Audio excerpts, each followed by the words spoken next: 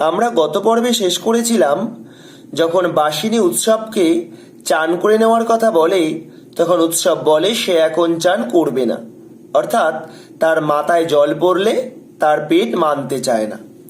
তখন বাইরে এসে উৎসব শিব মন্দিরের চাতালে বসে। কেমন মন্দির কেমন চাতাল, বাপরে, এসব নাকি বাদার দৌলতে। অর্থাৎ উৎসব বসে বসে ভাবছে তার নিজের বাদায় তো শুধু গুড়ি গেগলি এইসব হয়ে থাকে, কিন্তু এই বাসিনীর মনিব বাড়ির বাদায় কত চাল হয়, ওদের এত পয়সা। সে বাদাটা কোথায় থাকে? ভাত তো খায়নি উৎসব অনেক দিন। ভাত খেয়ে দেহে শক্তি পেলে উৎসব সেই বাদাটা খুঁজে বের করবে। উৎসবের মতো আরো কত লোক আছে দেশে দেশে, মানে তার নিজের গ্রামে, তাদেরও বলবে যে সে একটা বড় বাদার সন্ধান পেয়েছে। মন্দিরের চাতালে তাস পেটে তিনটি ছেলে, অর্থাৎ তাস খেলা করে তিনটে ছেলে।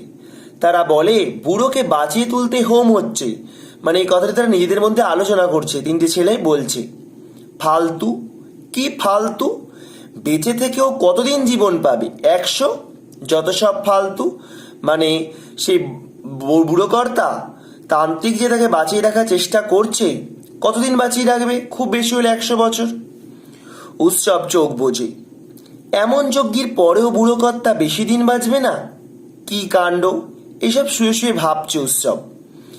মাতলা নদী যদি সে রাতে পাগল হয়ে মাতাল মাতনে উঠে না আসে তো উৎসবের বউ চন্ননী ছোট খোকা অনেক দিন বাঁচত। অর্থাৎ উৎসব সেই মন্দিরের চাতালে শুয়ে শুয়ে ভাবছে মাতলা নদী যদি সেরকম বা সেদিন যদি ভয়ঙ্কর হয়ে না আসতো, তাহলে আজকে উৎসবের বউ চন্ননী ছোট কাকা সবাই বেঁচে থাকতো। উৎসবের চোখের কোলে জল গড়ায়, অর্থাৎ সে ভাবতে ভাবতে তার চোখের কোল দিয়ে জল গড়িয়ে পড়ছে। আজকে ভাত খাবে সে, সেই আশাতেই প্রেত উৎসব মানুষ হয়ে গেল নাকি? কারণ সে এতদিন শুধু ভাত ভাত করছিল, আজকে সে তার স্ত্রী পুত্রের কথা ভাবছে এবং কাঁদছে। অর্থাৎ সে কি মানুষ হয়ে গেল নাকি?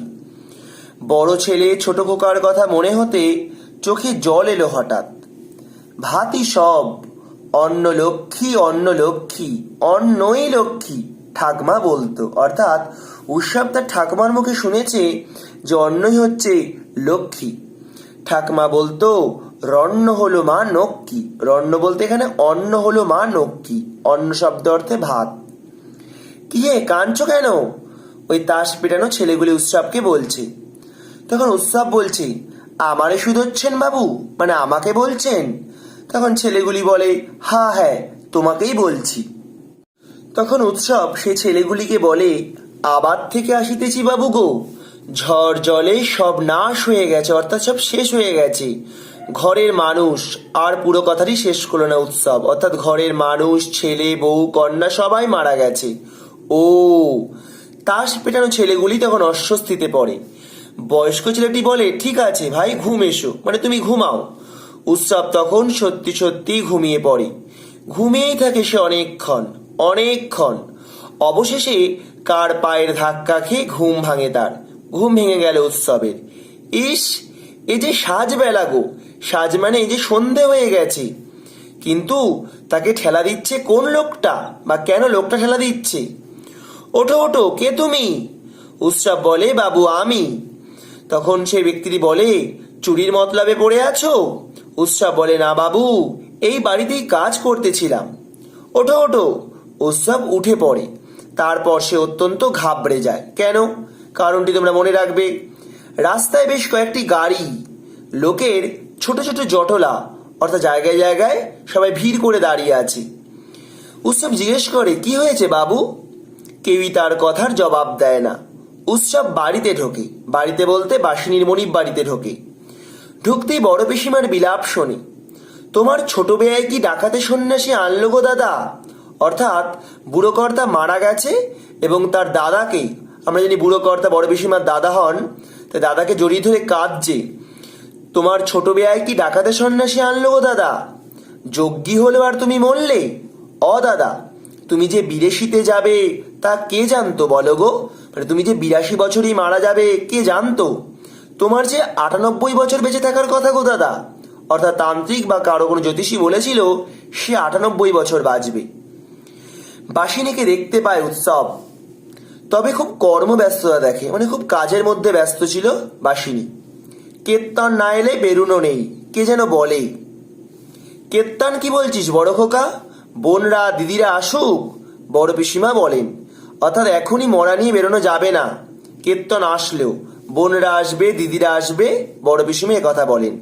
চন্দন বাটছ কেউ, অর্থাৎ চন্দন কি কেউ বেটেছ? খাটের টাকা কে নিয়েছে? বাগবাজারে ফোন করেছো? মানে এখন মৃতদেহ নিয়ে যাওয়ার জন্য সব কর্মব্যস্ততা শুরু হয়ে গেছে সবার মধ্যে। ফর্দটা দিকি দাও, মানে ফর্দটা এদিকে দাও। খই ফুল ধুতি সব বস্তর, উৎসব মানে সব মৃতদেহের জিনিস উৎসব পাঁচিলের গায়ে সিটিয়ে লেপ্টে দাঁড়িয়ে থাকে। কত যে সময় যায়, কত কি যে হতে থাকে।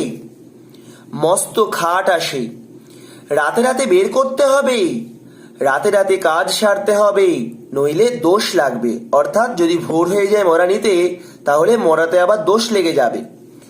অনেক তোড়জোড় হয়, মেয়েরা বসে কাঁদে। হোম যজ্ঞ করেও বুড়ো কর্তার প্রাণটা যে রইল না, তাতে তান্ত্রিককে এতটুকু কুণ্ঠিত দেখা যায় না। অর্থাৎ কি, তার মধ্যে কোনো ভয় বা সংকোচ হচ্ছে না তান্ত্রিকের মধ্যে। কেন? তিনি আগেই লাইন করে ফেলেছেন। কিসের লাইন?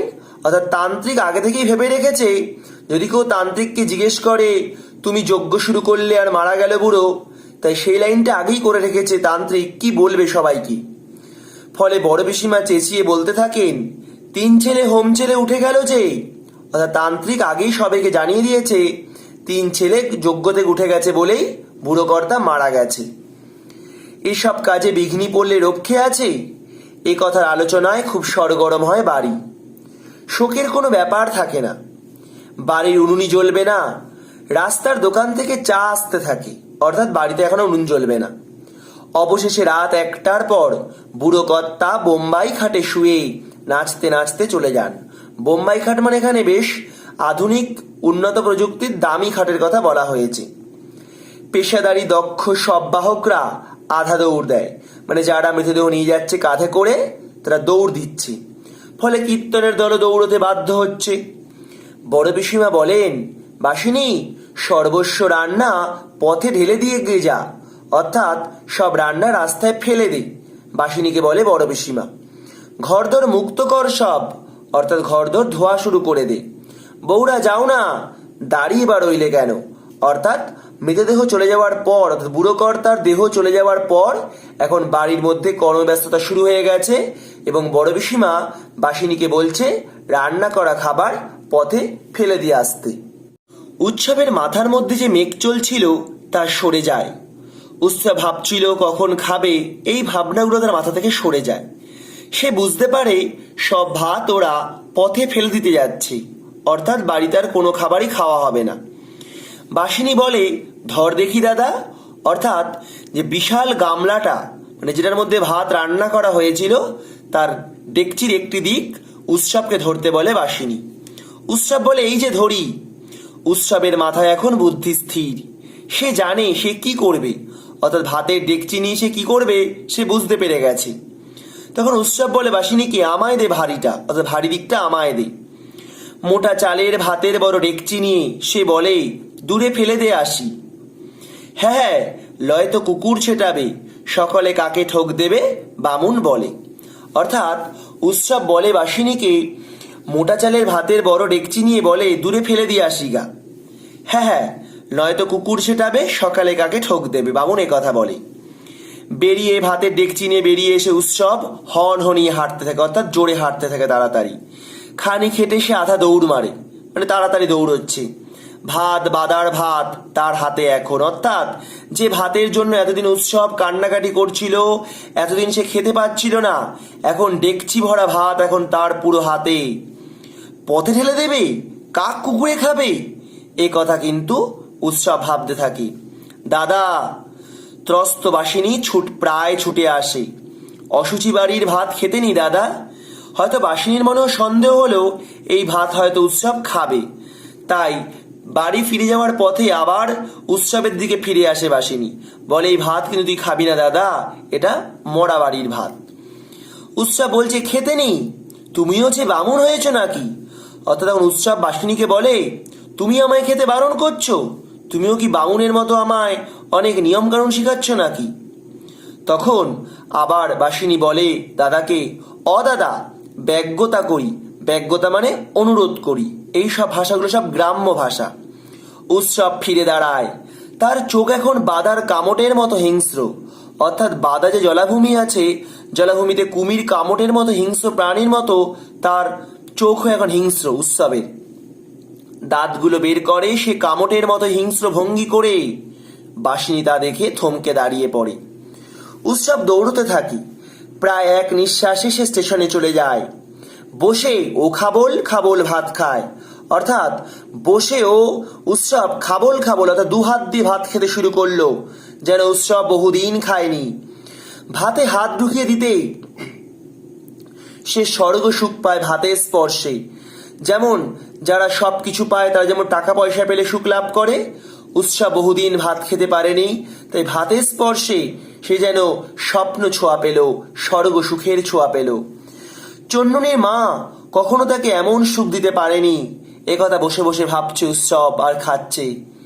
খেতে খেতে তার কি যে হয়, মুখ ডুবিয়ে দিয়ে খায়। অর্থাৎ পুরো মুখটা এবার ভাতের ডেকচির মধ্যে ঢুকিয়ে দেয়। ভাত শুধু ভাত, বাদার ভাত। বাদার ভাত খেলে তবে তো সে আসল বাদাটার খোঁজ পেয়ে যাবে একদিন। আছে আরেকটা বাদা আছে, সে বাদাটার খোঁজ নির্ঘাত পাবে উৎসব। আরো ভাত খেয়ে নি। চন্ননী রে, তুইও খা। চন্ননীর মা খাও, ছোট খোকা খা, আমার মধ্যে বসে তোরাও খা। উৎসব ভাবছে ওরা ওরা বলতে উৎসবের যে পরিবার হারিয়ে গেছে, উৎসবের আত্মার মধ্যে তারা মিশে আছে। তাই উৎসব বলছে আমি খেলে হয়তো ওদেরও হয়তো পেট ভরবে। তাই উৎসব বলে তুই, চন্ননীর মা, ছোট খোকা সবাইকে খাওয়ার কথা বলছে। এবার জল খাই, জল, তারপর আরো ভাত খাবো। ভোরের ট্রেনে চেপে বসে সোজা ক্যানিং যাচ্ছি। ক্যানিং হয়ে সুন্দরবন চলে যাবে। ভাত পেটে পড়েছে এখন। ঝাঞ্চি যে ক্যানিং হয়ে দেশ ঘরে যেতে হবে। ঝাঞ্চি মানে এখানে জানাচ্ছি যে আমাদের ক্যানিং হয়ে দেশ ঘরে যেতে হবে আমাকে। উৎসব হাড়িটা জাপটে ধরেই কানায় মাথা ছুঁয়ে ঘুমিয়ে পড়ে। উৎসব ভাবছিল সে ভাত খেয়ে ক্যানিং হয়ে দেশে চলে যাবে, সুন্দরবনে চলে যাবে। কিন্তু এই কথা ভাবতে ভাবতেই ডেকচির ডেকচির কোণে মাথা রেখে ঘুমিয়ে পড়ে উৎসব। পিতলের ডেকচি চুরি করার অপরাধেই সকালে লোকজন উৎসবকে সেখানেই ধরে ফেলে। অর্থাৎ ডেকচি সহ উৎসবকে ধরে ফেলে। পেটে ভাতের ভার নিয়ে উৎসব ঘুমিয়েছিল, কারণ বহুদিন সে খায়নি। ঘুম তার আর ভাঙেনি। মারতে মারতে উৎসবকে ওরা থানায় নিয়ে যায়। কেন? চুরির অপরাধে। ওরা ভেবেছিল যে উৎসব ডেকচি চুরি করেছে। আসল বাদাটার খোঁজ করা হয় না আর উৎসবের। আর পেল না উৎসবের সেই বাদাটার খোঁজ, যে বাদা থেকে সে ভেবেছিল অনেক চাল আসে, মনিব বাড়ির বাদাটা সে খুঁজে বার করবে ভেবেছিল, কিন্তু সেটার আর সন্ধান করা হলো না। তাকে জেলে ঢুকিয়ে দেওয়া হলো।